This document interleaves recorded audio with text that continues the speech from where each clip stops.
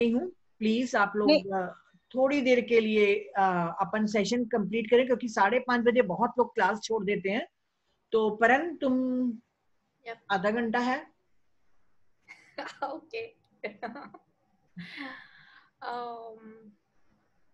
ठीक है। मैं कोशिश करूंगी कि मैं स्पीड में कवर करूं। मोस्टली हमने सुन लिया था। आवाज थोड़ी कम है। आवाज आ रही है अभी ठीक से? हाँ ठीक से आ रही है कि कम आ रही है? आ रही आवाज आ रही। ओके, तो हेलो एवरीवन हाय अगेन। परन। Hello mummy. ये तो मैं मेंबर्स लोगों हेलो की बेटा। क्लोज हूँ, डॉटर और डॉटर इन लॉ, तो मैं इतनी जल्दी आ गई, नहीं तो मैं इतना जल्दी टाइम नहीं लेती। ओके, नो किडिंग, मैं जल्दी से पीपीटी स्टार्ट कर लेती हूँ। Let me share the screen. आप सभी मेरे बारे में जानते हैं। दिख रही है स्क्रीन? हाँ हाँ हाँ दिख रही है ना। ओके, मैं अपनी तरफ से रिकॉर्डिंग भी स्टार्ट करना चाहती हूँ। कोई आप रिकॉर्ड कर रहे हैं मम्मी? हाँ मैं रिकॉर्डिंग कर रही हूँ। ओके ठीक है।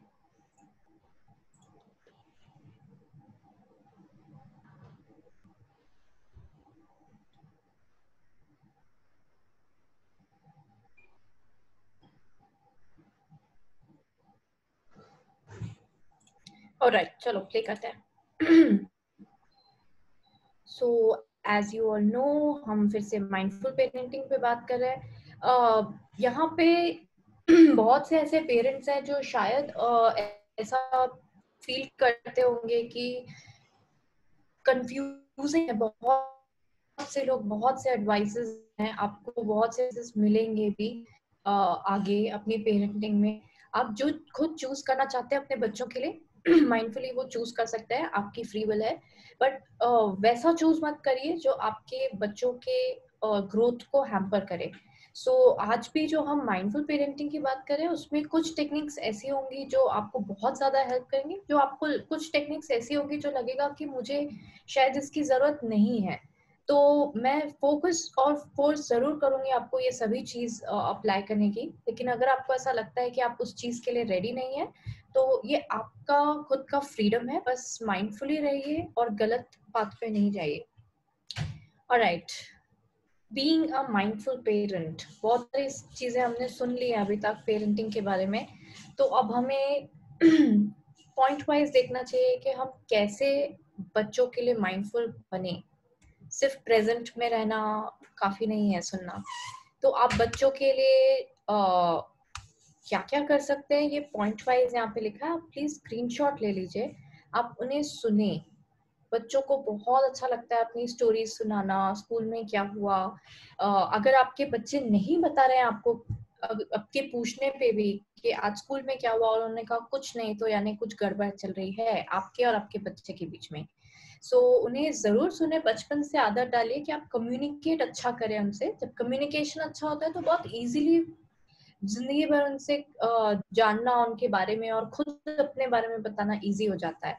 नॉन जजमेंटल एक्सेप्टेंस, आप अगर आज से शुरू कर रहे हैं माइंडफुल पेरेंटिंग, और आपके बच्चे, अगर आपको ऐसा लगता है कि ऐसे हैं वैसे हैं, तो वो जजमेंटल अपने बच्चों के लिए होना प्लीज बंद कर दें। क्योंकि ये सबसे बड़ा उनके लिए एक हैवी बर्डन होता है कि हमारे पेरेंट्स हमारे लिए ऐसा सोचते हैं। मैं अपने फ्रेंड्स को से डिस्कस कर रही थी कुछ दिन पहले। उनका जब मैंने उन्हें अपने सेशन के बारे में बताया, तो उन्होंने मुझसे क्वेश्चन पूछा कि मैं क्या करूं, मेरे बच्चे मोटे हैं। ये नेगेटिव वर्ड यूज करने से अच्छा मैंने उन्हें कहा कि आप पॉजिटिव अप्रोच लीजिए। आप जजमेंटल अपने बच्चों को आप जो टैग्स दे रहे हैं कि मेरा बच्चा तो मोटा है, ऐसा बोलना उनको और ज्यादा हर्ट करता है। आप पॉजिटिव टर्म्स लीजिए। जैसे इट्स ओके अगर आपके बच्चे ओबीज हैं, तो हो सकता है कि आप पेरेंट्स में ही कुछ एक्टिविटीज नहीं हो रही है इतनी कि वो बच्चा एक्टिविटी नहीं कर रहा है। आप लोग वॉक्स पे जाएं, खुद एक्सरसाइज करें, डांस करें, जिससे खुद उससे एक्टिविटीज करने का मन करे, खेलने का मन करे, स्पोर्ट्स का मन करे, बैडमिंटन खेले बच्चों के साथ, तो वो शायद ऐसे नहीं भी होंगे। अगर आप खुद घर में काउच में बैठने वाले हैं और आपके बच्चे वैसे टर्न हो रहे हैं, आप उनको चिप्स ला के दे रहे हैं, तो आप उन्हें जज नहीं करिए कि वो मोटे हैं और आप उनसे परेशान हैं। नेक्स्ट है इमोशनल अवेयरनेस। उनकी इमोशनल की बहुत अच्छी अवेयरनेस आपको होनी चाहिए। ध्यान जब 3 महीने का था तब से ही उसके एक्शन जो 3 महीने के बच्चों के स्टार्ट हो जाते हैं, स्माइल करना, सब कुछ एक्सप्रेस करना, वो मैं तब से उसे बहुत नोट करती हूँ। जब वो खेलता भी है बैठ के तो मैं उसकी आंखों में बहुत ध्यान से देखती हूँ। आप अपने बच्चों की इमोशन सबसे ज्यादा मम्मी और पापा से ज्यादा कोई और नहीं समझ सकता। तो इमोशंस को अच्छे से गौर करिए। आप इवन टॉरकॉम कहते हैं कि आप अपने बच्चों के इमोशंस के बारे में हमेशा अवेयर रहे। वो खेल रहे हैं तो आप उन पे ध्यान दीजिए, वो बैठ रहे हैं, उठ रहे हैं, नहा रहे हैं, तो आप उनको बहुत ध्यान से देखिए। आप अच्छे से समझ पाएंगे कि उनके मन में क्या चल रहा है। कभी कभी हम मदर्स के मन में होता है कि उसने अच्छे से आज खाना नहीं खाया, मतलब कुछ गड़बड़ है, तो हम जानते हैं, तो आप अवेयर रहिए कि उनके साथ क्या हो रहा है। सेल्फ रेगुलेशन, आप अपने खुद के भी अंदर क्या हो रहा है वो भी आप रेगुलेट करेंगे। हम नेक्स्ट स्लाइड में देखेंगे। कंपैशन, आप अगर उन लोगों में से हैं जिनको अभी तक आपने सेशंस जो मेरी मदर के थ्रू अटेंड किया होगा, आपको कंपैशन का मतलब तो अच्छे से समझ में आएगा। मेडिटेशन से आप बहुत अच्छे कंपैशनेट बीइंग बनेंगे। नहीं है तो आप कंपैशनेट बिल्कुल बने। आप अपने अगर पेरेंटहुड की तरफ बढ़ रहे हैं, आप पेरेंट्स बनने वाले हैं, तो पहले मैं यही आपको सजेस्ट करूंगी कि आप पहले कंपैशन होने की आदत डालिए, फिर आप बहुत अच्छे पेरेंट्स बनेंगे। पेरेंट्स बन के लोग, कई लोग कंपैशनेट बनते हैं, लेकिन आप कंपैशनेट बन के जब पेरेंट बनेंगे तो और भी ज्यादा अच्छे रिजल्ट्स मिलेंगे। एंड पेशेंस, पेशेंस हम सभी को पता है बहुत लगता है बच्चों के लिए। सो बी वेरी पेशेंट, बच्चों के साथ बहुत बहुत पेशेंट होना पड़ता है। सो यस, नेक्स्ट है माइंडफुल पेरेंटिंग स्ट्रैटेजीज। अब ये तो मैंने बच्चों के लिए बताया आपको कि उनके लिए आप क्या कर सकते हैं ना, तो अब आप अपने ऊपर क्या करेंगे। तो उसके लिए ये पॉइंट्स है कि अपनी आंखें खुली रखें। जैसा कि मैंने कहा, आप उन्हें ऑब्जर्व करें, उनके हर एक्शंस को, उनके हर, कभी कभी मम्मी लोग किचन में खाना बना रहे होते हैं और बच्चे खेल रहे होते हैं, तो अपने फ्रेंड्स में बातें करते हैं, आपकी मम्मी कैसी, आपकी मम्मी वैसी। तो आप अपने आईज ईयर्स ओपन रखें, आपके बच्चे आपके लिए क्या सोचते हैं, क्या बोलते हैं, उनके पेरेंट्स से कहीं और किसी के घर पे हैं तो उनसे पता लगाएं। मैं ये नहीं कह रही हूँ कि आप एकदम पीछे पड़ जाए अपने बच्चों के, बट रखिए अपने आईज को, ईयर्स को, कि वो क्या ओपिनियन फॉर्म कर रहे हैं लाइफ को लेके। खुद आप बी इन द मोमेंट, हमने बहुत डिस्कस किया है, माइंडफुल रहने का मतलब ही यही है कि आप मोमेंट में रहिए। कभी कभी ध्यान के साथ मन करता है बैठ के, जब वो खेल रहा होता है तो मुझे मन करता है कि हम टीवी देख ले या कुछ, तो मैं अपने को सारी चीजों को साइड रख के मैं उसके टॉयज उठा के खेलने लग जाती हूँ उसके साथ। तो वो ऐसे मोमेंट्स हैं जो आपको कम में वापस मिलेंगे। आपके बच्चे 1 साल के जैसे हैं अभी, तो वो एक फर्स्ट ईयर का पीरियड आपको एक ही बार मिलता है, तो वो उसको अच्छे से आपको जीना चाहिए। आपके बच्चे छोटे एक ही बार होंगे, वो बड़े हो रहे हैं, तो जब एकदम बड़े हो जाएंगे, स्कूल कॉलेज चले जाएंगे, तो आप ये चाइल्डहुड उनका याद करके आप उनको मिस करेंगे। तो आप अपने नाती और अपने पोतों के साथ बहुत अच्छा मोमेंट स्पेंड करिए और उसी मोमेंट में रहिए। आप लोग सबसे ज्यादा तो बी इन द मोमेंट नानी और दादी लोग ही कर सकते हैं एक्चुअली। तो बिल्कुल वो चीज एंजॉय करिए बच्चों के साथ। नेक्स्ट है प्रैक्टिस एक्सेप्टेंस। अपने आप के लिए आप एक्सेप्ट हर चीज करिए, चाहे आप जैसे हैं, आपके बच्चे जैसे हैं। आप अगर कंप्लेनिंग मोड में रहेंगे अंदर से भी कि मेरे पास इतने पैसे नहीं है या मेरे पास इतना टाइम नहीं है, तो वैसे आप अच्छी पेरेंटिंग नहीं कर पाएंगे। आप एक्सेप्ट करिए जैसे भी सिचुएशन, क्रिएटिव वेज फाइंड करिए और कैसे वर्क कर सकते हैं आगे। इनो वर्क करिए अपने ऊपर। कुछ अपसेट ज्यादा रहते हैं, अगर लोग डिप्रेस्ड रहते हैं या आपको इनर वर्क की बहुत जरूरत है, तो आप प्लीज सबसे पहले इन सब चीजों से स्टार्ट करिए। Breathe and meditate. कभी भी बच्चों के साथ ऐसा लगता है कि अब मैं ये कंट्रोल नहीं कर पाऊंगी सिचुएशन, तो लंबी गहरी सांस लीजिए 3-4, एंड देन अपने आप अपना, आपका जो फोकस है, आपका जो पूरा माइंडसेट है, आपका जो सेंटर है, वो आप इजीली कंट्रोल कर पाएंगे। तो सिर्फ ब्रीथ करने से सिचुएशंस आपको लगने लग जाएगा कि बेटर हो रहे हैं. And meditate highly recommended. I am sure आपने पास्ट 2 सेशंस जो आपने और पेरेंटिंग पे किए थे उन्होंने भी आपको सजेस्ट किया होगा. मेडिटेशन इज ऑलवेज गुड आपको काम रखने के लिए, आपके सारे चीजों को बैलेंस रखने के लिए. So meditation is very much required. आपके बच्चे भी देखेंगे तो वो सीखेंगे. पेरेंटिंग टूल्स हमने लास्ट टाइम डिस्कस किए थे, 11 टूल्स थे. एक मैंने उसमें ऐड किया है जो मैं उस समय बताना भूल गई थी. ये मेरी अपनी पर्सनल एडवाइस है, पर्सनल चॉइस है माइंडफुल पेरेंटिंग की. ये मैंने उसके बारे में बहुत जगह से पढ़ा है लेकिन मैंने खुद इस चीज में अपने आप से ऐड किया है. सो लास्ट आप देख रहे होंगे जॉय ऑफ डूइंग नथिंग. इसके बारे में हम स्लाइड्स के थ्रू एक्सप्लेन मैं करती जाऊंगी. जितने भी मैंने इसका आप स्क्रीनशॉट ले सकते हैं. ये 12 टूल्स हैं जो आप माइंडफुल पेरेंटिंग के लिए फॉलो कर सकते हैं. सबके बारे में मैंने बताया. तो जल्दी से हम सब चीज रिवाइज करते हैं. फर्स्ट है म्यूजिक. ब्रेन का बेस्ट फ्रेंड होता है. आप सभी के लाइफ में म्यूजिक कहीं ना कहीं से है ही. सॉरी.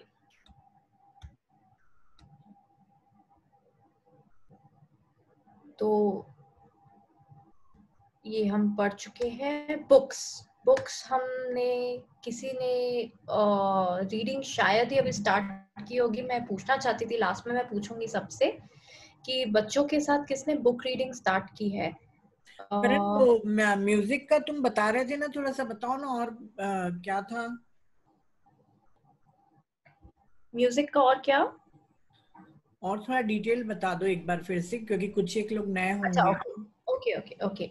सो म्यूजिक नॉस्टैल्जिया जैसे मैंने लिखा है, मैंने बताया था कि कोई भी म्यूजिक के ऊपर आप अपने थॉट्स सीमेंट कर देंगे. जैसे मैं कोई बॉलीवुड सॉन्ग सुनूंगी, रोमांटिक सॉन्ग, और अपने हस्बैंड को इमेजिन करूंगी हम ब्यूटीफुल कोई वेकेशन पे हैं और मैंने बहुत बार उस सॉन्ग को सुन लिया है. तो ऑटोमेटिकली जब अगर कभी बैकग्राउंड में वो बजेगा तो मुझे अपने हैप्पी मेमोरीज ही मेरे सामने आएंगी. मैं ऑटोमेटिकली वो हैप्पी मूड में आ जाऊंगी उनको याद करके, अपनी वेकेशन को याद करके. सो म्यूजिक आपके अंदर इमोशंस को ट्रिगर करने का बहुत पावरफुल टूल है. बहुत पावरफुल होता है म्यूजिक हमारी लाइफ में. हम मेडिटेशन भी करते हैं. अगर आपने 40 डेज एक म्यूजिक को, एक ही ट्रैक को लेके आपने 40 डेज के लिए अगर आपने मेडिटेशन किया तो आप अगर 100 दिन कोई और भी गाना चूज कर लेंगे, उसके बाद वापस अगर इस सॉन्ग पे आएंगे तो आपको वो नॉस्टैल्जिया यानी कि पुरानी यादें, वो आपको फर्स्ट 40 डेज की याद आएगी कि मैं तब मेडिटेशन इस सॉन्ग पे स्टार्ट की थी, ये मेरा फेवरेट सॉन्ग है. आप कैसे बोलते हैं कि ये मेरा फेवरेट सॉन्ग है? क्योंकि अगर आपने वो सॉन्ग हैप्पी मूड में सुना है या आपने वो सॉन्ग किसी अच्छी चीज को याद करके सुना है तो मतलब वो आपका फेवरेट सॉन्ग बन जाता है.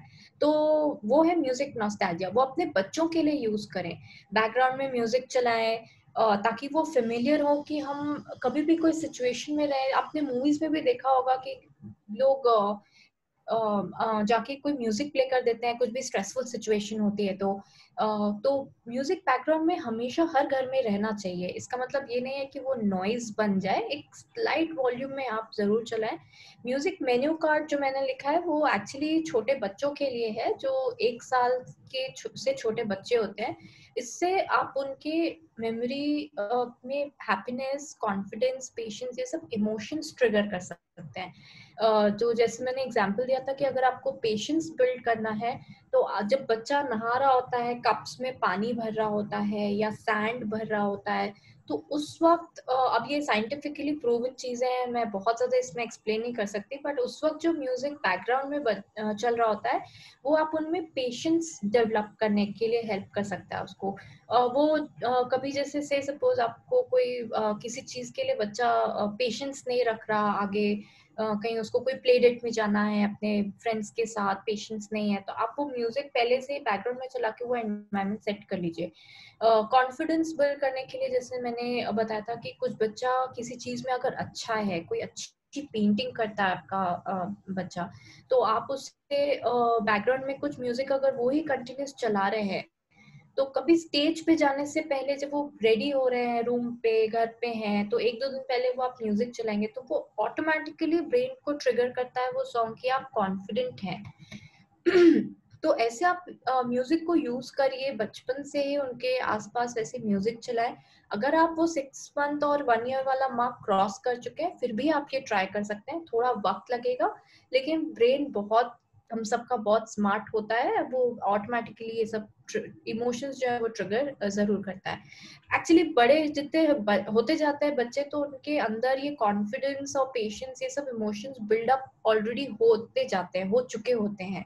तो थोड़ा मुश्किल होता है म्यूजिक के थ्रू डेवलप करना। लेकिन जब छोटे होते हैं 1 साल से, तो उन्हें पता नहीं होता कॉन्फिडेंस क्या होता है, ये सब क्या होता है। तो वो थ्रू एक्शंस, जैसे कप्स में पानी भरना, ये सब चीजों के लिए बहुत ही साइंटिफिकली वो चीज समझानी पड़ेगी। वो इसलिए मैंने लिखा है म्यूजिक मेन्यू कार्ड। आप हर एक सिचुएशन के लिए अलग अलग म्यूजिक चूज करें, और अगर बड़े भी हो गए बच्चे तो भी आप उसमें यूज कर सकते हैं। उनके अलग अलग एक्टिविटीज में आप चाहे तो म्यूजिक चला सकते हैं। क्लासिकल म्यूजिक बहुत इम्पोर्टेंट है हमारी लाइफ में। अगर आपके बच्चे नहीं भी है तो भी आपको सुनना चाहिए एवरी डे। बच्चे हैं नहीं है, आप सभी को, बच्चों को, सबको सुनना चाहिए। एटलीस्ट 10 मिनट्स पे अगर आप ईयरफोन्स लगा के सुन रहे हैं तो आपको बहुत ही अच्छा इफेक्ट मिलेगा उससे। Start singing today. मैंने अपनी फ्रेंड्स को भी ये चैलेंज दिया है, और मैंने कहा है कि आप अगर कितना भी बेसुरा गा रहे हो, आप गाना शुरू करिए। आपके जो भी चक्रास है वो वैसे भी बैलेंस हो जाएंगे गाना गाने से। एंड बिकॉज वो मदर्स बनने की कोशिश कर रहे हैं, और वो आगे चाह रहे हैं कि अगले 1-2 साल में वो मदर बने, तो मैंने उन्हें सबसे पहले यही टास्क दिया है कि आप गाना गाना सीख लीजिए। क्योंकि बहुत बच्चों के लिए सूदिंग होता है। आप छोटे बच्चे को, 6-7 महीने के बच्चे को नोटिस करेंगे, अगर आप गाना अचानक से गाना शुरू कर देंगे तो वो सब ध्यान अपना हटा के आपके गाने पे फोकस करने लग जाएगा। सो बिल्डिंग इमोशंस एंड मेमोरीज, ये मैंने आप एक्सप्लेन कर दिया है। गाना गाना बहुत अच्छी चीज होती है, वो वहां से शुरुआत कर ले म्यूजिक की। तो ये था म्यूजिक के बारे में। बुक्स इमेजिनेशन बिल्ड करता है बुक्स। एक ये टॉपिक आई थिंक मैंने सुना था, एक था टीवी बेटर है या बुक्स। तो सेकंड पॉइंट जैसे लिखा है टीवी वर्सेस बुक्स, मैं ये क्लियर करना चाहती हूँ सब पेरेंट्स को कि टीवी एक पर्टिकुलर टाइम के लिए और सुपरवाइज्ड अगर आप दिखा रहे हैं बच्चों को, तो वो बुरी चीज नहीं है। अगर आप किसी चीज से बच्चों को दूर भगाएंगे कि कार्टून अच्छी चीज नहीं, आप मत देखो, आप वो उनके फ्रेंड्स के यहाँ जाएंगे या कहीं, जैसे मेरे स्कूल में तो हमें कई बार मूवीज भी दिखाते थे एनिमेटेड, तो जब वो देखेंगे तो बच्चे और ज्यादा क्रेव करेंगे उस चीज के लिए। तो ऑफ कोर्स ये बहुत ही एडिक्टिव चीज है। आप आधे घंटे भी दिखाते हैं तो बच्चे रोते हैं कि नहीं हमें और देखना है। तो आप पहले से बचपन से क्लियर रखें अपने रूल्स एंड रेगुलेशन कि नहीं, आपको डांटना भी नहीं है उनको, और उनको ये चीज बतानी है कि नहीं इतना ही समय आपको टीवी का मिल रहा है, आपको अब दूसरी एक्टिविटीज करनी है। सो टीवी दूर मत भगाइए बच्चों को। 15-20 मिनट्स भी अगर आप दिखा रहे हैं एक अच्छी चीज, कुछ अच्छा एजुकेटेड चीजें, जरूरी नहीं है कि वो माइंडलेस कार्टून ही हो, अच्छी चीजें दिखा रहे हैं तो बुरी नहीं होती। अब टीवी वर्सेस बुक्स की अगर बात करें, अगर आपको चूज करना है कि इस मोमेंट पे मुझे बुक्स देना चाहिए या टीवी, तो मैं हमेशा रेकमेंड करूंगी बुक्स। क्योंकि बुक्स पढ़ने से आप इमेजिन करना शुरू करते हैं, टीवी देखने से आप इमेजिन नहीं करते। टीवी में जो चल रहा है हम उसी के फ्लो में बहते चले जाते हैं। बुक से बच्चे इमेजिन करते हैं, क्रिएटिव बनते हैं, तो बुक्स हमेशा पहली चॉइस रहती है। बट जो भी न्यू मदर्स होंगी या बहुत अच्छी तरह से जानते होंगे कि बच्चों के साथ अगर कभी ऐसा मोमेंट आता है कि उन्हें टीवी दिखाना पड़े, तो उनके लिए वो एक मोमेंट ऑफ रिलीफ हो जाता है कि वो बच्चे शांत हो गए, अब मुझे एक थोड़ा सा एस्केप मिल गया। तो आई नो वो कितना टेम्पटिंग होता है कि हम बच्चों को कार्टून दिखा दें तो कम से कम वो शांत हो जाएंगे। तो इस इमोशन से उन्हें मत दिखाएं, आप उनके साथ इंटरेक्ट करिए। अगर कुछ राइम्स चल रहे हैं तो उनके साथ थोड़े डांस कर लीजिए, गा लीजिए वो राइम्स, तो उसे लगेगा कि ये एक एक्टिविटी है। जैसे टॉयज के साथ खेलना एक्टिविटी है, वैसे टीवी एक एक्टिविटी है। तो ऐसे उन्हें इंट्रोड्यूस करें टीवी से, ऐसे उन्हें टीवी के से एक्सपोज करें। नेक्स्ट टॉपिक है पॉइंट है plant the seeds of reading. बचपन से ही सिखाए। अगर आपके बच्चे थोड़े बड़े भी हो गए तो कुछ क्रिएटिव तरीके अपनाए, जैसे कुछ प्ले में पार्टिसिपेट करें घर पे। अभी तो क्योंकि लॉकडाउन है तो घर पे कुछ प्ले करें, जिससे कि वो बच्चे रीड करके अपने रोल्स प्ले करने के लिए, मतलब कुछ एक क्रिएटिव तरीके से उन्हें रीड करने की हैबिट में लाएं, ताकि वो बुक से एकदम से अगर आप उन्हें दे देंगे कि नहीं आप ये बुक पढ़ो, तो वो उस चीज से भागे नहीं कि ये तो एक बर्डन मम्मी ने बिना मेरे इंटरेस्ट के कुछ मुझे दे दिया, अब मुझे करना ही पड़ेगा। तो वैसा नहीं करना चाहिए। धीरे से आप बचपन से या तो सिखाएं, या बड़े भी हो गए तो धीरे धीरे उन्हें इंट्रोड्यूस करें डिफरेंट वेज से। इंफॉर्मेशन बुक्स, कई पेरेंट्स बोलते हैं कि हमारे बच्चे स्कूल की बुक्स पढ़ ले वो ही बहुत है, तो ऐसा सोचना बहुत बिल्कुल भी अच्छा नहीं है। अगर आपके बच्चे स्कूल की बुक्स पढ़ रहे हैं, उसके अलावा भी उनको बिल्कुल पढ़ना चाहिए। बाहर से कोई भी फिक्शन हो, नॉन फिक्शन हो, सब तरह की बुक्स उनको पढ़ना आना चाहिए। क्योंकि हम खुद भी ये सुनते हैं और खुद भी ऐसा बोलते हैं हम अपनी कॉलेज की बुक्स पढ़ ले वही काफी है। तो ऐसा नहीं होता है। आप कॉलेज की, स्कूल की बुक्स पढ़ रहे हैं, वो एक इंफॉर्मेशन प्रोवाइड करती है, वो काफी नहीं होती आपकी लाइफ के, आपकी ग्रोथ के लिए।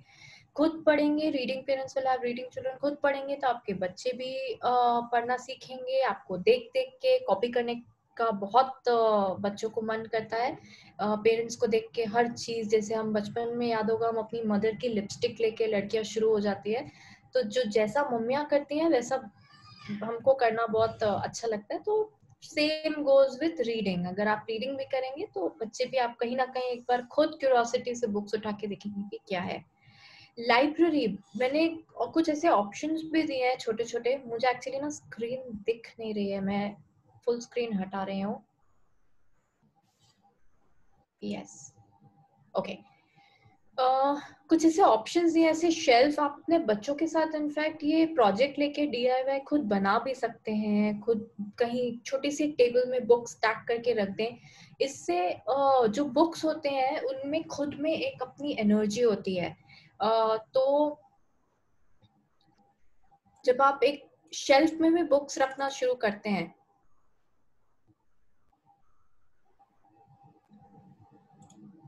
तो अपने आप बच्चे जब वो चीजें देखते हैं तो उन्हें वो चीजें अट्रैक्ट करती हैं। सो आपके लिए, आपको कोई एक शेल्फ की भी जरूरत नहीं है। यू कैन गो अहेड, आप अपने कोई भी टेबल पे रख सकते हैं, या छोटी सी एक लाइब्रेरी बिल्ड कर सकते हैं। बुक्स लाइब्रेरी रहना बहुत अच्छी चीज होती है घर के लिए।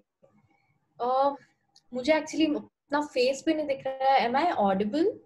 यस यस, बिल्कुल क्लियर है। राइट, बिकॉज ये स्क्रीन में कुछ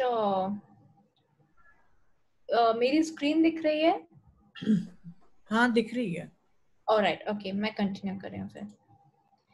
next is dream boards. Dream boards के बारे में भी हम काफी डिस्कस कर चुके हैं। ये कुछ एग्जांपल्स हैं ड्रीम बोर्ड्स के। जस्ट एक रैंडम एग्जांपल है कि आप बच्चों के लिए क्या क्या शेयर कर सकते हैं उनके ड्रीम बोर्ड पे। ग्रैटिट्यूड बिल्कुल नहीं भूलेगा। ग्रैटिट्यूड हेडिंग डालना बहुत इम्पोर्टेंट है। बच्चों को एट एनी एज ग्रैटिट्यूड का मतलब समझना और होना इज वेरी क्रूशियल। इस चीज पे मैं इसलिए फोकस कर रही हूँ बिकॉज मैंने खुद देखा है ग्रैटिट्यूड रखने से लाइफ बहुत चेंज हो जाती है। और अगर बचपन से ही उनके, थैंक यू, बचपन से ही उनके हैबिट में अगर है, हिमा के लिए जब मैं आपका फोन स्टार्ट करूँ।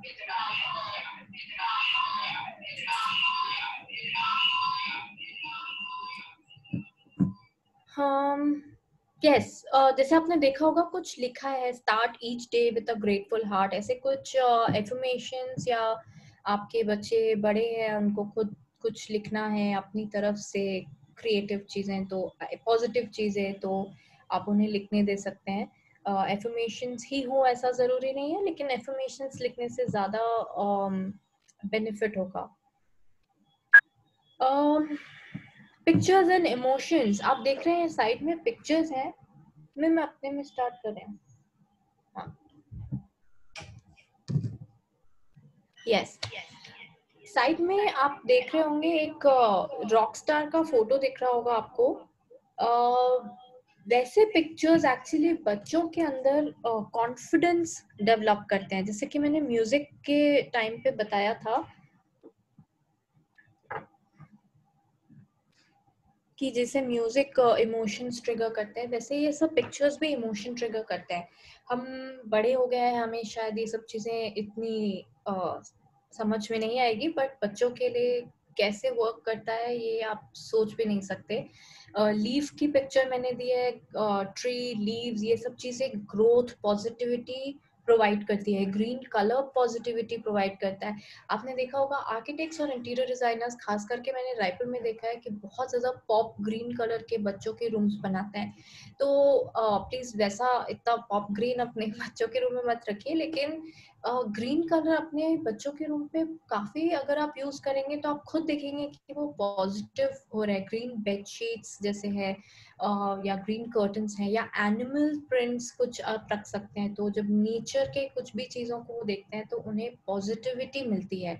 ये सब चीजें साइंटिफिकली प्रूवन है, आप गूगल कर सकते हैं। और इस चीज पे पिक्चर्स फॉर इमोशन, जैसे कि मैंने आपको बताया, वो आप अपने बच्चे को एक्चुअली उनको अगर मन है कि मैं सिंगर बनूं बड़ा होके, तो आप ऐसे पिक्चर्स लगा सकते हैं एक रॉकस्टार के, ताकि उन्हें कॉन्फिडेंस डेवलप हो कि वो बड़े होके बहुत ही कॉन्फिडेंट रॉकस्टार बन सकते हैं।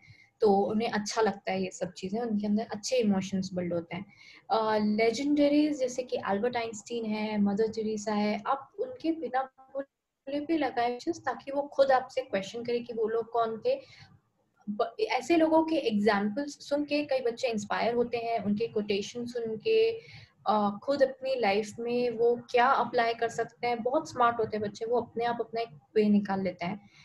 उनके माइलस्टोन्स आप पिक्चर्स पेस्ट कर सकते हैं, क्योंकि मैंने अपने और अपने ब्रदर की लाइफ में भी देखा, और मैंने बहुत से अपने फ्रेंड्स को नोटिस किया है कि जब हम अपने बचपन के पिक्चर्स देखते हैं तो हम बहुत खुश होते हैं। खास करके जैसे मेरा एक बेबी एल्बम है, तो मुझे अपने बेबी एल्बम को देख के बहुत खुशी होती है कि मैं जब चलना सीखी तो ऐसी थी, या मैं खड़ी होना सीखी, बैठना सीखी। तो बच्चों को भी बहुत अच्छा लगता है कि they are very much loved, उनको बहुत प्यार मिला है। उनके हर एक माइलस्टोन के बारे में अगर आप उन्हें डिस्प्ले करके दिखाएंगे कि मैं छोटा था तो ऐसा था, तो उन्हें बहुत खुशी मिलती है इन सब चीजों से। तो आप ऐसे भी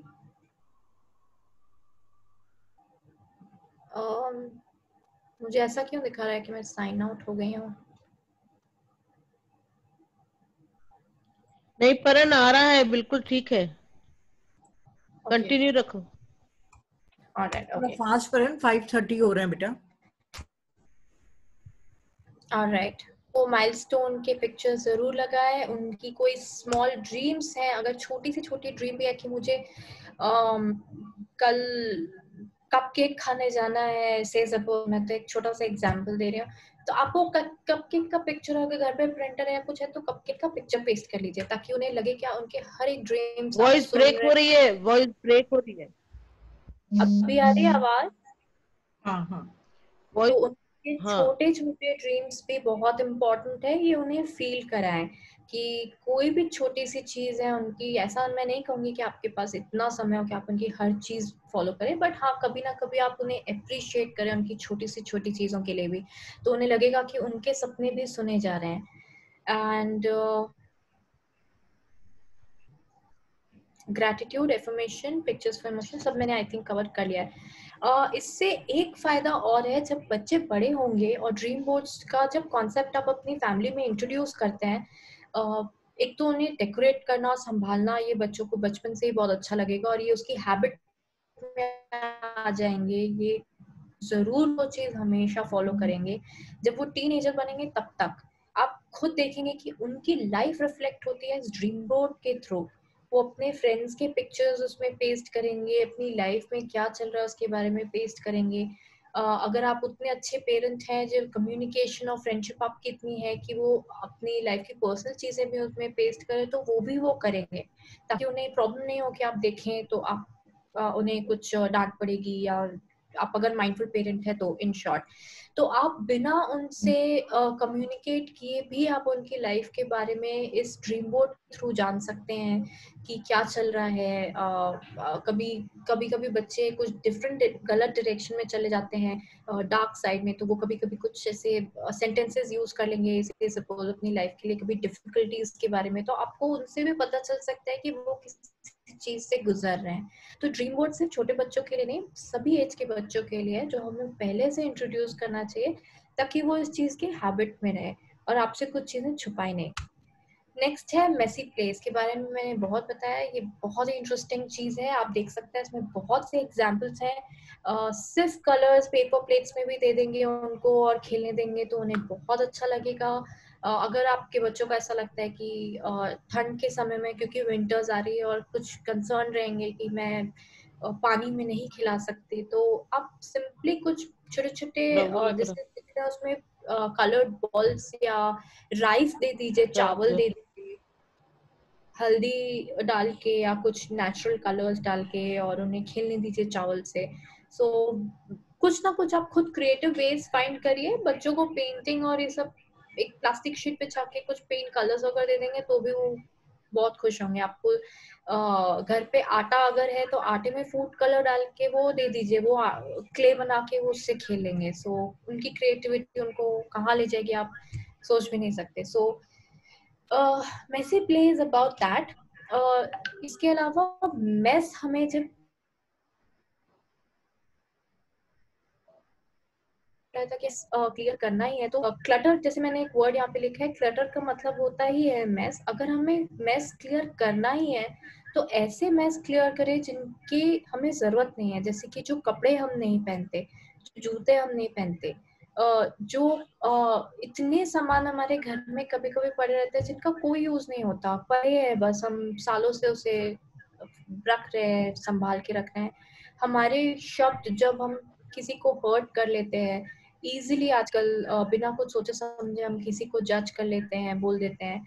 हमारा गुस्सा या हम अपनी अथॉरिटी जब अपने बच्चों पे फोर्स करते हैं कि यहाँ मत जाओ वहां मत जाओ, ये सब एक्चुअल मेस है हमारी जिंदगी का जो हमें हटाना है और अपने बच्चों को सिखाना है।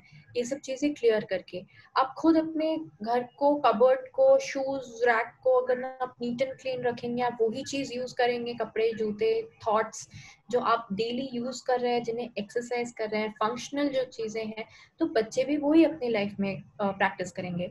अगर आप ऐसे इंसान हैं जो बहुत कपड़े रखने वाले हैं, उनको शौक है कि हर महीने आप कपड़े खरीद रहे हैं और आपके कपड़े पड़े ही हैं, तो आपके बच्चे भी कहीं ना कहीं वही चीज सीखेंगे। आप उन्हें सिखाएं बचपन से कि आप जो नहीं पहन रहे वो डोनेट कर दें, ताकि वो भी आगे जाके किसी का भला करें या किसी भी वजह से अपने घर पे ये मेस ना रखें। सो मेस दोनों तरह की चीजें, सिर्फ एक मेसी प्ले ही मेस नहीं है।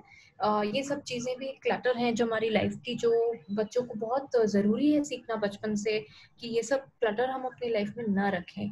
और कभी कभी एक पाइल ऑफ क्लोथ्स अगर रहे भी क्या साफ सफाई का तो दैट इज ओके, बट जो कपड़े नहीं पहनते हैं वो पाइल पड़े हैं कबर्ड में पिछले 1.5 साल 2 साल से, तो वो अच्छे नहीं है। तो वैसी हैबिट और उन्हें नॉलेज पास ऑन करें। Next is art. आर्ट का मतलब सिर्फ पेंटिंग या कुकिंग ही नहीं होता, क्राफ्ट की चीजें, कोई भी तरह का आर्ट आप गूगल कर सकते हैं, बच्चों के लिए आइडियाज दे ले सकते हैं। टॉडलर्स जो बच्चे बड़े हो जाते हैं 5-6 इयर्स के, उनको कुकिंग का बहुत शौक रहता है और मैंने लास्ट टाइम भी ये रेकमेंड किया था कि वो कुकिंग जरूर करें। 5 सेंसेस उसमें काम आते हैं, उनके लिए बहुत अच्छी चीज है ये। पेरेंट्स को एक मिसकंसेप्शन है कि आर्ट क्लास यानी कि एक हॉबी क्लास है। स्कूल में जो हमें कभी कभी मुझे याद है बचपन में पेंसिल स्टैंड बनाना सिखाते थे, तो ज्यादा फोकस नहीं करते थे हम। हमको एक टीचर्स भी बोलती थी कि आप पहले पढ़ाई कर लो, हॉबी क्लासेस होती रहेंगी या घर जाके कंप्लीट कर लेना। सो ऐसा नहीं है, जितना आप अलाउ करेंगे ये सब चीजें करने में उतना वो पढ़ाई में भी इंटरेस्ट लेंगे। आप खुद ये चीजें अप्लाई करके देखेंगे तो आपको बहुत खुद सरप्राइजिंग लगेगा कि कैसे सिर्फ आर्ट के लिए अलाउ करने से बच्चे पढ़ाई में इतना इंटरेस्ट ले रहे हैं। तो वो चीज़ ज़रूर आज से स्टार्ट करें।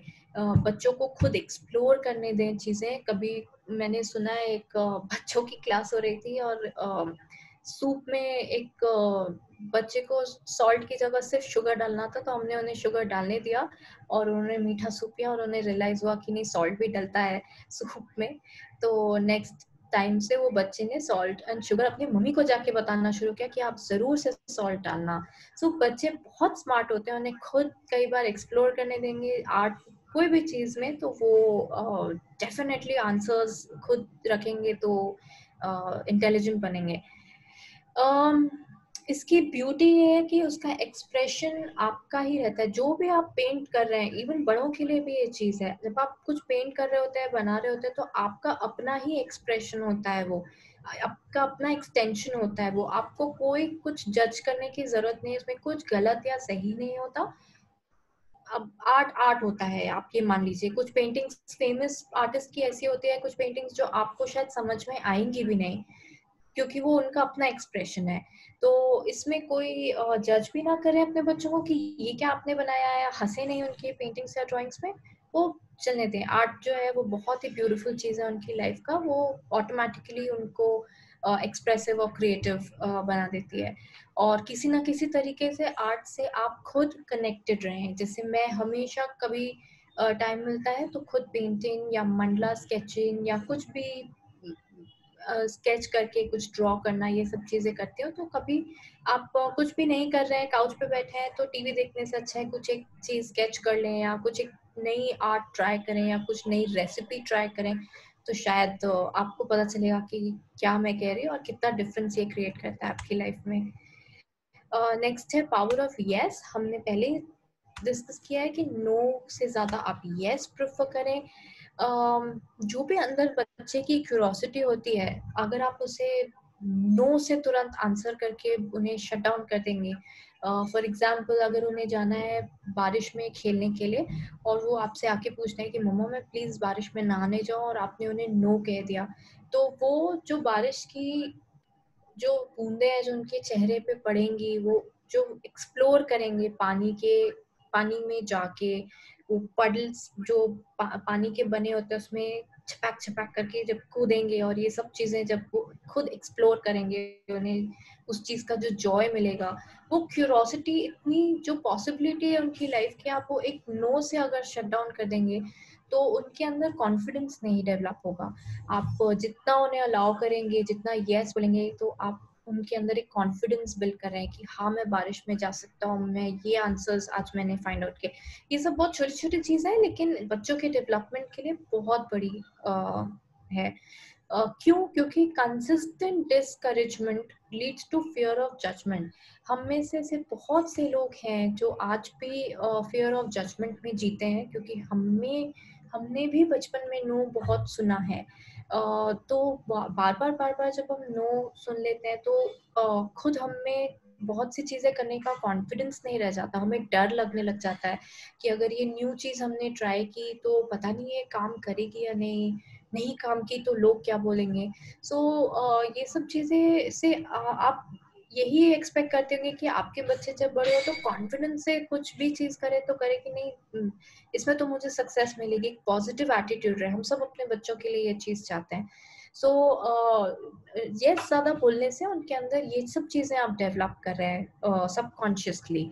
तो बच्चों के लिए यस का मतलब होता है एक्सेप्टेंस, नो का मतलब होता है रिजेक्शन। क्लियर कट उनका है, उनको नो के पीछे का इंटेंशन से मतलब नहीं है। उनको नो का मतलब नो मीन्स आपने रिजेक्ट कर दिया। तो ऐसी सिचुएशंस में आप ट्रिक्स अप्लाई करिए। क्यों इम्पोर्टेंट है ये? क्योंकि नो डायरेक्टली सुनना उनके लिए अच्छा नहीं है। तो आप या तो उनके नो को रिवर्स कर दीजिए। जैसे आपका फॉर एग्जाम्पल बच्चा आके मस्ती करके कह रहा है मैं आपकी मूंछ बनाऊंगा आपके फेस पे। अब आपको ऑफिस जाना है तो आप तो उन्हें अलाउ नहीं कर सकते करने के लिए। तो आप उन्हें कहेंगे मैं प्रॉमिस करती हूँ कि मैं शाम में आप मेरे फेस पे जो स्केच करना चाहे आप करेंगे, और हम फिर सेल्फीज क्लिक करेंगे। आपने उन्हें ये डिले कर दिया और शाम में आके आप वो चीज़ करें भी।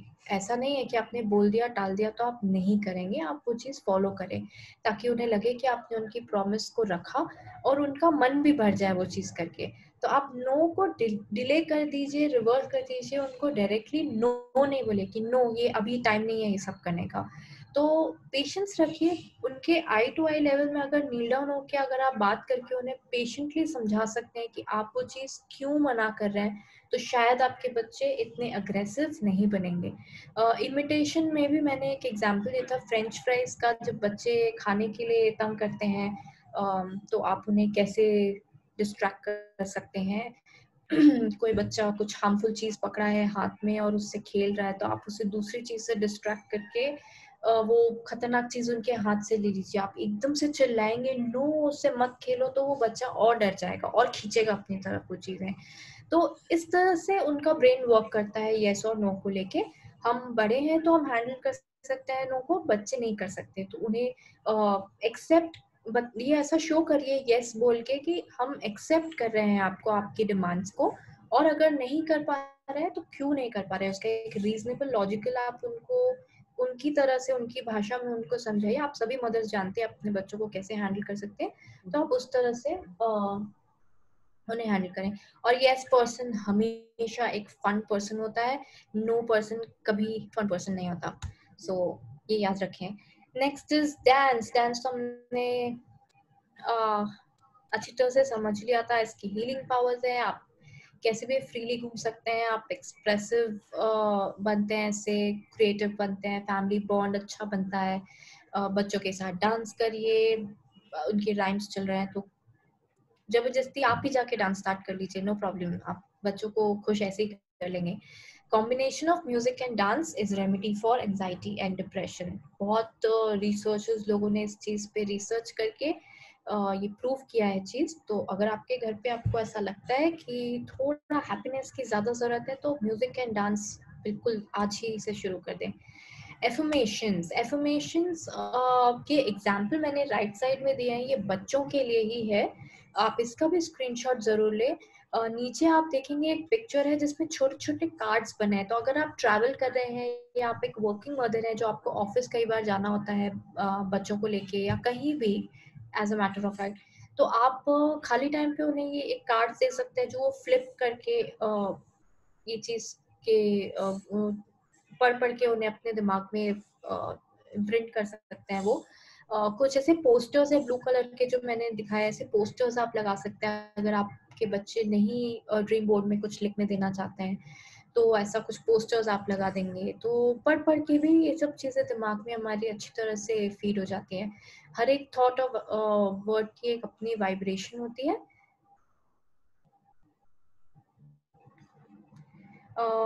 एक बच्चे को एक इवन जो बच्चा पैदा नहीं होता उन्हें भी सेंस हो जाता है आप क्या सोच रहे हैं। तो एफर्मेशंस तभी से शुरू कर दें अपने बच्चे के पैदा होने के पहले से। तो ये सब ही इनफैक्ट जरूरी नहीं है कि आप अपने लिए भी एफर्मेशंस करें, आप बच्चों के एफर्मेशंस भी स्टार्ट कर सकते हैं कि I can do hard things, I choose to be happy. सबसे सिंपल बच्चा सीखेगा I choose to be happy, उसके लिए बहुत इजी होगा अडेप्ट करना इस वर्ल्ड में आने के बाद भी।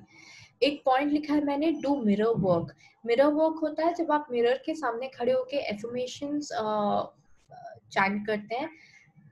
बहुत स्ट्रॉन्ग अगर आप चाहते हैं कि एफर्मेशंस आप पे वर्क करें तो आप मिरर वर्क करें, क्योंकि एफर्मेशन सबसे स्पीड में काम करता है जब आप अपने आप को देख के मिरर में बोलते हैं आउट लाउड।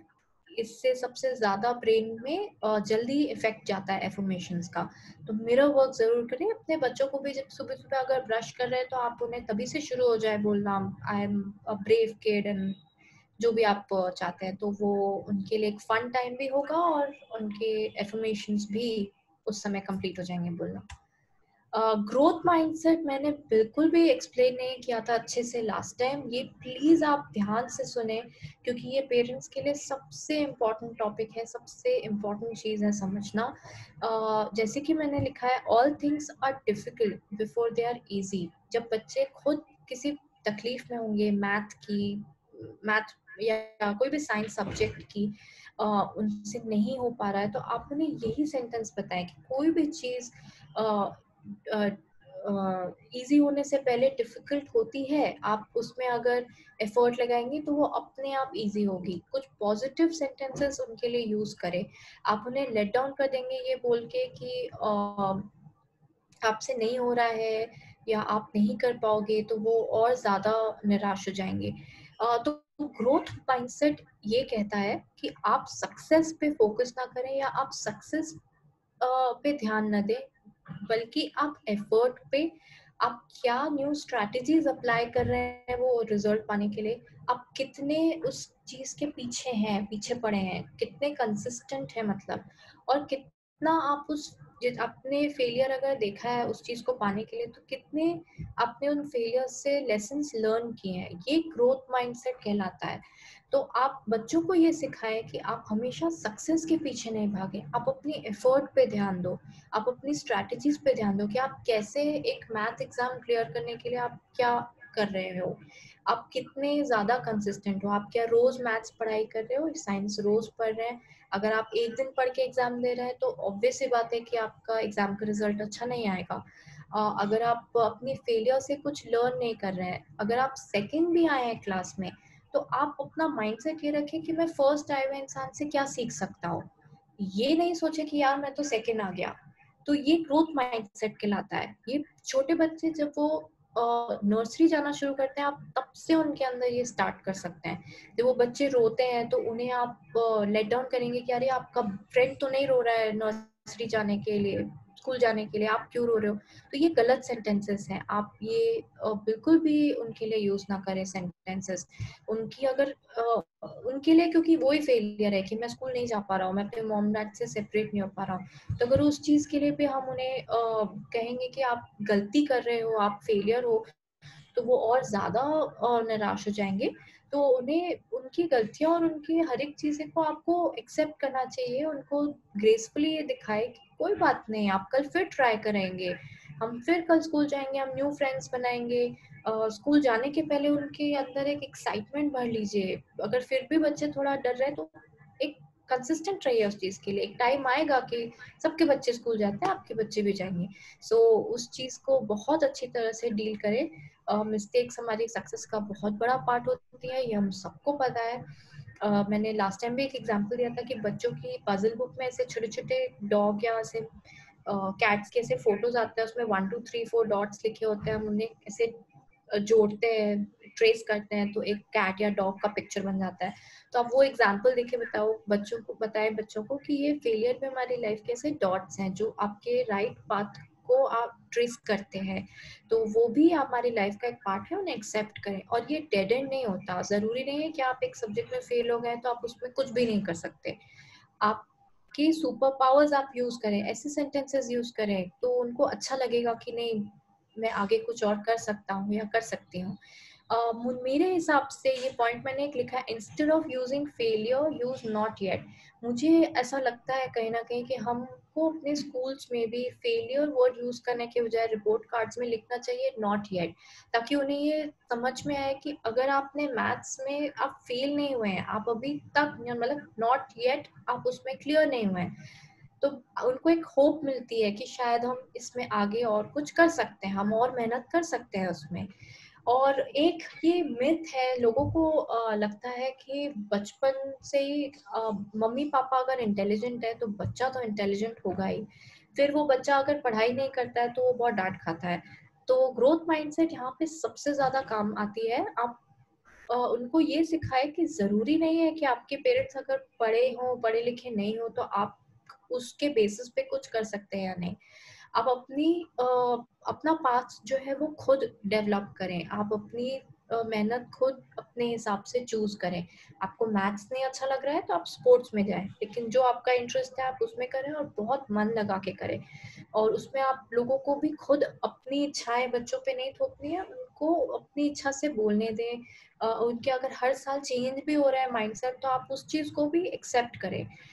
जो भी कर रहे हैं उसमें आप उनको सपोर्ट करें। और राइट हैंड साइड पे एक पिक्चर है ग्रोथ माइंडसेट के स्टेटमेंट और एफर्मेशंस का, ये बहुत पावरफुल है, इसका जरूर से स्क्रीनशॉट लें और इसको अपने बच्चों के लिए आप एक डायरी में भले लिख के रख लें। आप रोज एक चीज उनको न्यू चीज सिखाएं, एक जैसे आई ट्राई डिफरेंट स्ट्रैटेजीज, वो ये सब बचपन से जब वो सीखता है तो उनके एक प्रोग्रामिंग हो जाती है अंदर कि हाँ मैं स्ट्रैटेजीज ट्राई करती हूँ या करता हूँ। उनको लाइफ में और कोई ऑप्शंस ही नहीं रहेंगे सोचने के कि यार मैं नहीं कर सकता, या कोई ऐसे डाउट करने का कोई ऑप्शन नहीं रहेगा। अगर ग्रोथ माइंडसेट से आपने अपने बच्चों को बड़ा किया तो उनके लिए उससे ज्यादा बड़ी ब्लेसिंग और कुछ नहीं हो सकती। बड़े हो के भी अननोइंगली वो आपको बहुत बहुत थैंक करेंगे। लव बहुत ही प्यारी चीज होती है, अपने बच्चों को बहुत प्यार से रखें, लेकिन उसके लिए आपको अपने आप को प्यार से रखना पड़ेगा। कितना आप अपने आप को पैम्पर करते हैं। एक पॉइंट आया था लाइफ में जब मैंने आफ्टर ध्यान आई जस्ट रियलाइज कि मैं अपना ख्याल कम रख रही हूँ। अक्सर मदर्स के साथ ऐसा होता है कि हम अपना ख्याल अपनी फैमिली के ख्याल रखने के बीच में एक बहुत बड़ी एक लाइन क्रिएट कर देते हैं। हम अपना ख्याल बाद में रखते हैं, अपने अपनों का ख्याल पहले रखते हैं। तो आज से मैं चाहती हूँ कि अपना ख्याल भी रखें, अपने खुद बॉडी को एम्ब्रेस करें, आप अपने आप को टच करके फील करके I love my self affirmations बोलें, अपने फेस पे क्रीम लगाएं, अपने हेयर को अच्छे से रखें, क्योंकि ये सब करने से आपके बच्चे भी सीखते हैं कि आप खुद अपने आप को जब लव करते हैं आप खुद लव रेडिएट करेंगे। जैसे कि मदर टेरेसा ने भी कहा है, देयर इज मोर, प्यार के लिए इस दुनिया में ज्यादा भूख है बनिस्बत खाने की। कितने ही ऐसे बच्चे हैं जिनको प्यार नहीं मिलता, जितने बड़े हैं एक्चुअली जिनको प्यार नहीं मिलता। तो वेट करना बंद कर दीजिए, आप अपने आप को खुद प्यार करिए और अपने बच्चों को भी बहुत प्यार करें। आपका खुद का जैसे रिलेशनशिप है आपके खुद से, वो ही एक असली मिरर होता है कि आप दूसरों से कैसा रिलेशन रख रहे हैं। अगर आप अपने आप से सबकॉन्शियसली ठीक से अपने आप को नहीं रख रहे हैं तो आप अपने रिलेशंस भी वैसे गड़बड़ करने लग जाएंगे, आप अपने रिलेशनशिप्स भी अच्छे से नहीं रखेंगे, खास करके अपने बच्चों के साथ। तो जब आप खुद लविंग होंगे, लव रेडिएट करेंगे, तो आप अपने बच्चों को भी बहुत प्यार करेंगे और सभी को बहुत प्यार से देखेंगे, बहुत पीसफुली रहेंगे। एक सेल्फ डाउट का टॉपिक है, ये बहुत ही बड़ा टॉपिक है, ये एक सेशन में होगा भी नहीं और अभी भी नहीं होगा। अगर आपके अंदर सेल्फ डाउट है तो आपके अंदर सेल्फ हेट्रेड में कन्वर्ट हो जाएगा वो। बहुत से लोग ऐसे इस चीज को रिलेट कर पाएंगे। हम जब मिरर में अपने आप को देखते हैं तो अपने आप में ही कमियां ढूंढने लग जाते हैं कि यार आज बाल अच्छे नहीं दिख रहे हैं, मेरे लिप्स कितने अजीब हैं, या कुछ एक बॉडी पार्ट होगा हमारे जो हमें बिल्कुल पसंद नहीं आती होगी, कि मेरी नोज बिल्कुल अच्छी नहीं है, मेरी आंखें अच्छी नहीं है। तो ये एक सेल्फ डाउट का इंडिकेशन है। आप कितना अपने आप को अलाउ करते हैं कि आप चांसेस लें लाइफ में, या अपने आप को आप अपने न्यू कुछ आइडियाज है आपके अंदर, तो आप कितना अच्छी तरह से आप अपनी फैमिली में शेयर कर सकते हैं।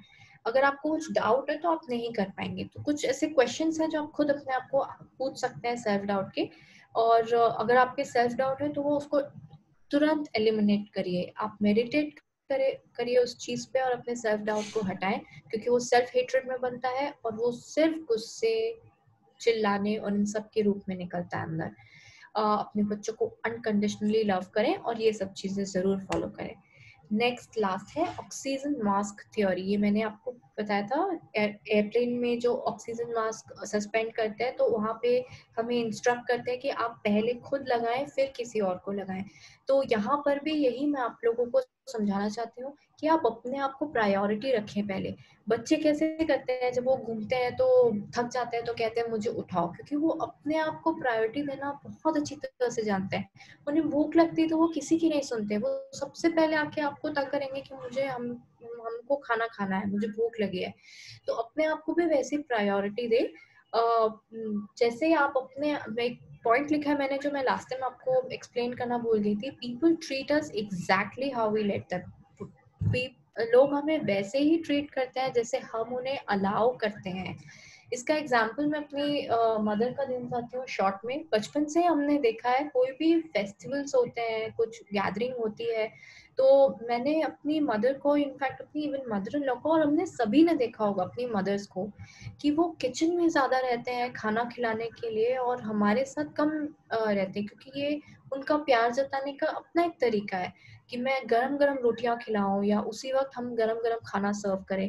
तो ये बहुत अच्छी चीज़ है, मैं इस चीज़ के अगेंस्ट नहीं हूँ, लेकिन मैंने अपनी लाइफ में ये चीज़ अभी लेटली ये फाइंड आउट की, जब ध्यान हमारे साथ अब डाइनिंग टेबल में जैसे बैठता है, तो धनराज और मेरे हस्बैंड जो है वो और ध्यान जब बैठे रहते हैं तो वो मुझे बुलाते हैं कि हमको साथ में डिनर करना चाहिए।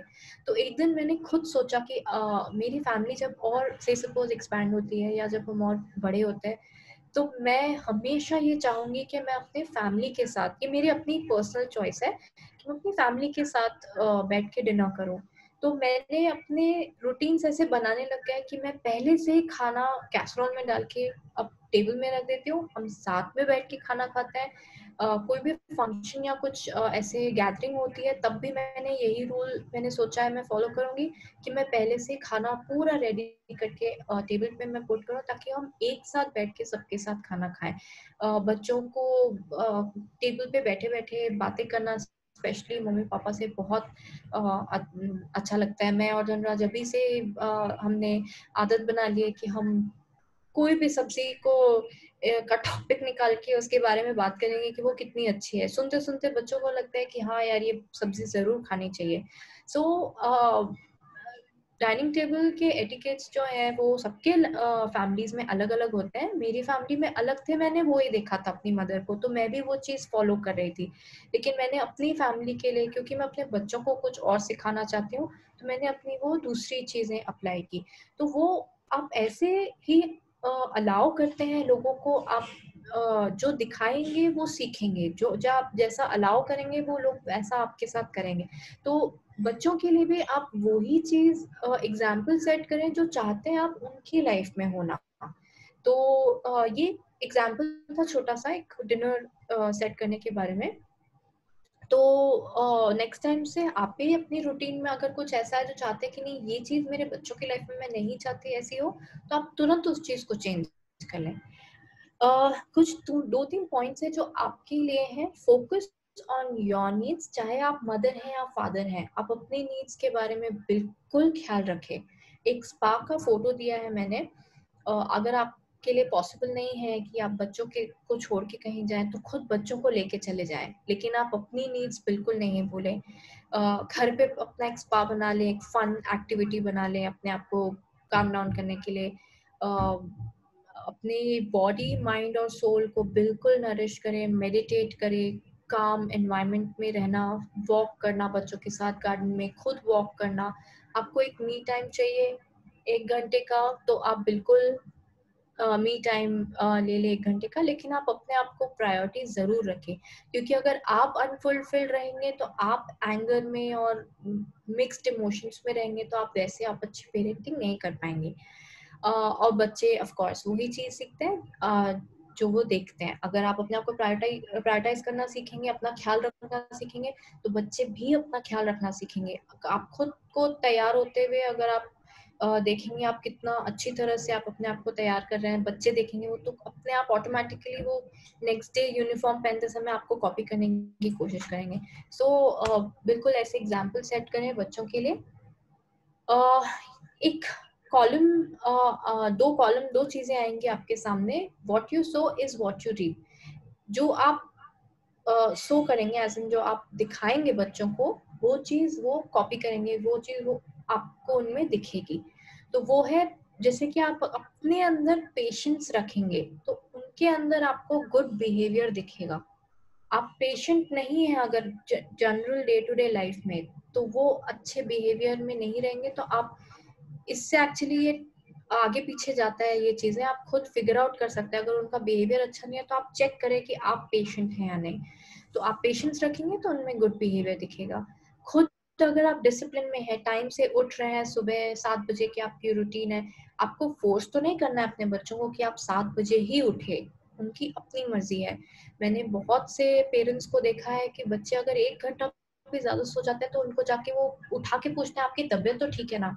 तो वैसा मत करिए, आप अपने बच्चों को करने दीजिए। आप खुद पहले अपना एग्जाम्पल सेट कर लीजिए, धीरे धीरे चीजें अपने आप चेंज होंगी। खुद डिसिप्लिन में रहे तो वो भी, उनके अंदर आपको ओबीडियंस दिखेगा। अपना इनर वर्क करिए, आप अपने आप को फोकस्ड और अच्छा एक बैलेंस्ड पर्सन रखेंगे तो उनके अंदर आपको एक्सीलेंस दिखेगा। आप बहुत लविंग एंड पीसफुल हैं अपने बच्चों के प्रति, सबके प्रति इनफैक्ट, तो आपको आपके बच्चे इमोशनली स्टेबल दिखेंगे, इमोशनली वो काम और अच्छे दिखेंगे।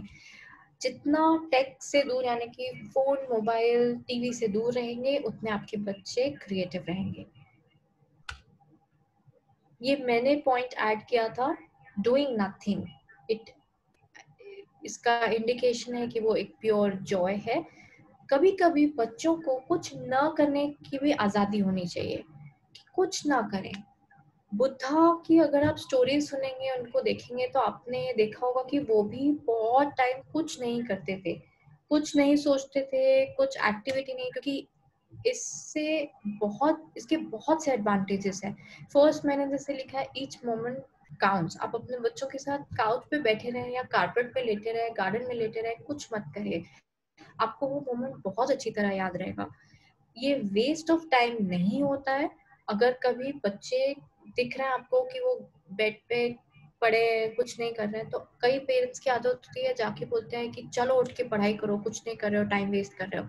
सो ऐसा नहीं होता है। बच्चों को कुछ नहीं करने के अलाउ कर रहे हैं तो इसका मतलब ये नहीं कि टाइम वेस्ट हो रहा है, बल्कि वो टाइम और यूटिलाइज हो रहा है। जब पूरे दिन भर का आप उनकी रूटीन बना लेंगे कि इस टाइम पे आप ये करो, इस टाइम पे ये करो, कोई फ्री टाइम नहीं छोड़ेंगे, तो वो बहुत ज्यादा ओवरवर्क्ड हो जाते हैं बच्चे। टीनेज तक आते आते वो इतने ज्यादा ओवरवर्क्ड हो जाते हैं कि वो अग्रेसिव हो जाते हैं, रिबेलियस हो जाते हैं।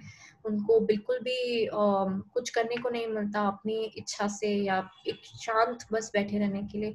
तो ये रिलैक्स करने का एक मौका है उनका, रेस्ट मिल जाता है उनको, रिचार्ज हो जाते हैं कुछ नहीं करके। तो बिल्कुल ये चीज उनको प्रमोट करें, उन्हें सिखाएं। कुछ नहीं करना भी आना चाहिए ये भी एक आर्ट है। तो जितना जल्दी सीखेंगे उतना उनके लिए अच्छा है। Day dream equals inner peace equals emotionally balanced. ये बहुत ही सिंपल सा इक्वेशन है। मेडिटेशन भी कुछ नहीं करना होता है, लेकिन मेडिटेशन और ये कुछ नहीं करने का एक्टिविटी, दोनों चीज बहुत डिफरेंट है। कभी कभी ऐसा आप कर सकते हैं कि बैठे बैठे कुछ नहीं कर रहे हैं और उसको आप धीरे से टर्न करके आप मेडिटेशन में कर लीजिए, या मेडिटेशन करने के बाद बैठे बैठे कुछ नहीं कर रहे हैं, कुछ देर रिलैक्स कर रहे हैं, तो आपकी भी जो बीच में कॉन्वर्सेशन होगी और बॉन्डिंग होगी वो स्ट्रांग होगी, कॉन्वर्सेशन और बढ़ेगी, और ज्यादा जान पाएंगे आप अपने बच्चों के बारे में। सो उसकी ये एडवांटेज है। ये लास्ट टॉपिक है, हेलीकॉप्टर पेरेंटिंग। मैंने लास्ट टाइम ये मैं एक्सप्लेन करना, पता नहीं शायद मैंने बहुत जल्दी में किया होगा। Over parenting. आज के पेरेंट्स मैंने बहुत, आज के नहीं, इनफैक्ट 2-3 डेकेड्स यानी 20-30 सालों से ये चीज चलती आ रही है। इंटेंस पेरेंटिंग बोलते हैं ऐसे। हर चीज से बच्चों को बचाना, बुरे पेरेंट्स, सॉरी, बुरे फ्रेंड्स से बचाना, बुरे मार्क्स से बचाना। अगर कोई टीचर ने उन्हें मार्क्स जबरदस्ती काट दिया उनके कि कम दिए कि नहीं आप और अच्छा करके आओ, तो पेरेंट्स लड़ने चले जाते हैं स्कूल में टीचर्स से। हर वक्त उन पे नजर रखना कि वो क्या कर रहे हैं, फोन्स पे, लैपटॉप में क्या कर रहे हैं बच्चे। ये अच्छी चीज है देखना कि आपके बच्चे क्या कर रहे हैं, आपका ये हक बनता है, आप पेरेंट्स हैं उनके। लेकिन थोड़ा फ्रीडम और ट्रस्ट उनमें रखना सीखिए। आप या तो ऐसा उन पे नजर रखें, या आई मीन उनकी एक्टिविटीज लैपटॉप की या फोन की जब उनको या तो पता ना चले, लेकिन आप ऐसा करने से अगर आप उस चीज की हैबिट में एक बार आ जाएंगे, तो आपको अंदर से और ज्यादा इच्छा होगी जानने की कि ये क्या मैसेज था, उसने क्यों किया, क्या किया। तो ये सब चीजों से आप दूर हो जाए, आप ट्रस्ट करें। आप अपने बच्चों को अगर अच्छा दे रहे हैं विजडम, उनकी पेरेंटिंग आप अच्छी कर रहे हैं, तो आप इतना ट्रस्ट करें कि आपके बच्चे अच्छे ही होंगे। तो कुछ अगर चीजें लाइफ में उनके कभी मिस्टेक्स होगी भी, तो वो खुद लर्न करेंगे।